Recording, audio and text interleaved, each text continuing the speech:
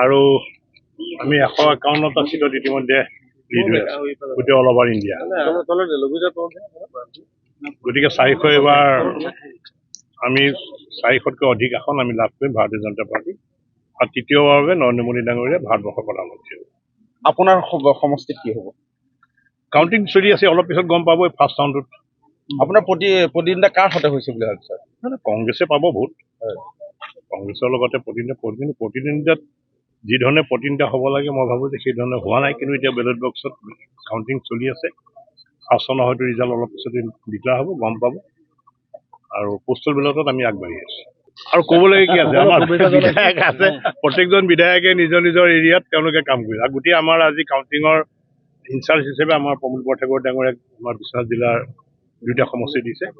ঠিক তেনেকৈ তেজপুৰতো দিয়া হৈছে অক্ষিত সিংহল, পদ্ম হাজৰিকা, কৃষ্ণ কমল তাঁতী, গণেশ লিম্বু, বিদ্যা যাবা।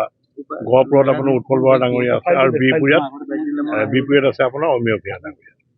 গতিকে আমাৰ গোটেই বিধায়কসকল, দলৰ কাৰ্যকৰ্তাসকলে।